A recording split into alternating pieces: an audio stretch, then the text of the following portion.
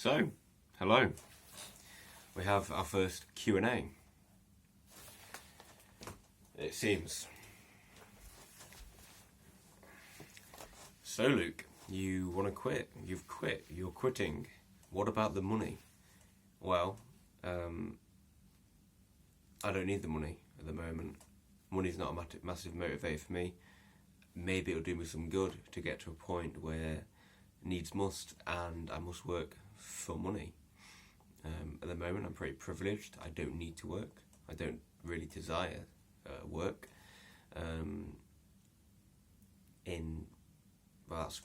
That's a very shit statement. I don't desire work, but like the formal employment as such, I don't really desire that at the moment. I don't really need it. I've got enough money to bide me over when I get to Australia, and it's not a massive motivator for me at the end. Like when I see my paycheck, it's like, woo, yay, woo. That's about it. Life's hard, suck it up, bitch. Yes, life is hard. Life is suffering, whatever. But I fucking know that you can find meaningful work. When I'm at work and I have to, I make excuses to, make my own excuse to go in the cellar or go outside just to get some fresh air because I'm feeling so tense and anxious.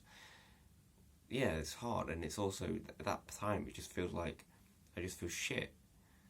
I used to think that when I felt like that when I was working at Primark and TK Maxx, other quite fast-paced jobs, they were retail. When I felt like that then, I did have that belief of, yeah, that's life, suck it up, get on with it. I guess that's kind of the perspective my parents have had, and I always saw as normal. It has to be that way. I don't believe it has to be that way. I would like to get to a point in my life where I eventually find work which is meaningful and where I can look forward to doing it, putting in the hours and the effort. I don't expect it to be easy. In many ways, I like to be much more fucking difficult than anything I've done before. That'd be great if it's meaningful and if I really value it. But this type of work is, it's like not a fulfilling pain I endure. It's like, this is bad. This is not enjoyable, and I'm not being fulfilled by it. But you're good at it. Some aspects I'd say I'm pretty good at, in terms of making customers feel welcome, smiling, and people say, oh, you got a nice smile, or thank you for doing this, or talking to the kids and making them laugh and whatever. I can be good at it, that sort of thing. Doesn't mean I enjoy it.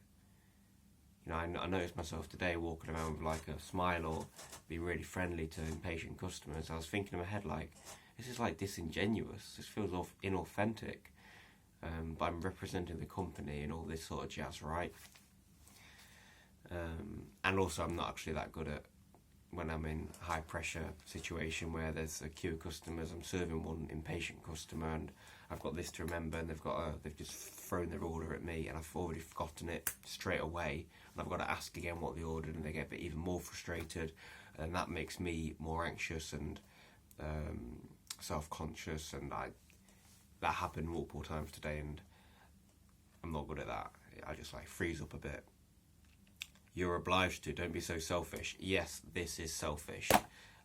The boss is probably going to go, well, I'm a bit fucked now, but I've got to do this for myself. This is probably one of the most selfish things I have done in probably a long time. And yeah, you're obliged. That's how I felt in the past when I've had jobs. I remember when I quit my football team, I teared up when I was approaching the guy because I felt like I was obliged. As part of the team, I'm obliged to do it. Like my past jobs, when I was at TK Maxx, I nearly, I might have swelled up because I felt so anxious for leaving because I wasn't enjoying it, so I was feeling anxious. But I was really anxious to leave because I felt like I'm obliged, I'm part of the team, yada, yada, yada. Same with Primark. It might be a bit of an ego thing. It's quite interesting because I feel like people really value me. Very, quite interesting. I feel like I'm an asset in a sense, even though I know it's not like I do a really fantastic job, but just the way I get to know everyone quite quickly. I'm quite sociable and charismatic and talking to people. That I almost feel bad for leaving, which might be quite egotistical, but I think it's better. It's more healthy having that rather than thinking, you know, a piece of shit. So yeah, I'm not obliged. I'm going to be selfish in this scenario. I think it's going to be hard to quit, just because I do feel that obligation of employment. Especially, I've looked at my contract. I don't have to give any notice, but I've got a shift on Wednesday. Going to give him 2 days' notice, whatever. Not going to do that shift. So yeah, I'm going to fuck him over, make it difficult for them, but I'm doing what is right for me, what I believe to be right for me. Oh yeah, the grill. What about the hot grill or the girl? There's a girl there, flirty.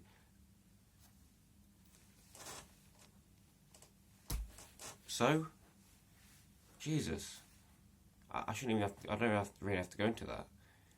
I've learned from the interaction with her today, like the multiple interactions, that, you know, if we really clicked and it was amazing, then which was hot and we clicked a bit. But I've no, like, indifferent to it really, which I'm quite pleased about. And yeah, again, I said in the other video, like if I was flirting, it would make it all more complicated and shitting where you're eating. And no, I think that to make it more difficult and I'd be aware of that when I'm trying to work and I'm under enough pressure and anxious as it is when I'm working, and having that there and people maybe asking about it, talking about it. No. I think that maybe I'll eventually make the mistake of shitting where I eat, but I don't want to make that mistake. I can observe how it could fuck things up, make things difficult and whatever. People will judge you, your workmates and your boss. Yes. I spoke to my dad and his partner this evening about it, and I was pretty anxious coming home just thinking about how I'm going to say that. I'm not going to live up to their expectations. I thought, they'd give me the shit of all life's hard. But they were very supportive, and I'm grateful for that. Yeah, they were supportive. And I will be, maybe people will judge me, and my workmates might say, well, you got on with him, what was wrong with it, did I say something, whatever. I'm just going to have to ride with that. People will judge me, people will think I'm an asshole. I've got a bit of growing up to do if that's still bothering me, and I'm fine with that, if that's the truth. I've got to be accepting of people judging me. People like you there, they may miss you. Again, that comes to the ego thing. They might not. They might say, oh, he's a good lad, he was interesting, had a bit of banter. Which I did. I've been a bit bad with people straight off the bat. They might miss me for a few days. They might think of me just once or twice. That's what I'm saying. They might think of me once, twice for a few days. I might come with a conversation once or twice. I won't be missed. That's kind of the crux of it, that is pretty true. You get on with someone and they're gone, and okay, you didn't know them that long. I won't be missed. Someone might say I was a good lad or whatever. It was a bit of a laugh, and that's it. No biggie.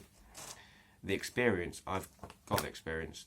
I've had 2 shifts, but I've been pretty aware as I was working about what I wasn't enjoying it, especially this shift, about what I wasn't enjoying in it. I could put up my CV, I guess, but I've now learned that high pressure jobs where I'm face to face with a customer trying to provide a service then and there, no, I can't express any creativity or I have to put on a bit of a facade. I guess that's one of the, call it whatever, pretentious, but of self-awareness when you're aware of how you want to be, and you've experienced states of being yourself to quite a large extent. When I was like travelling over summer, and I was with people with whom I clicked with whom I clicked, comparing then to being at work today, two different people. And today I was just like not at ease and anxious and had to get out. Then I was just at complete ease. So that's about it, I think. And I believe I am making the right decision. And I've just talked 10 minutes justifying why I'm leaving. It could have been as easy as saying it's not for me, which is what I'm going to say to my boss. It's not for me. Thank you for the opportunity, whatever. I apologise for letting you down and being an inconvenience. It's not for me. But I think it's been important to understand why it's not for me, and that's what I'll do over the next day or two. I've just got to ensure or discipline myself to make effective use of the rest of my time. I have a lot of time, so I want to be investing it wisely.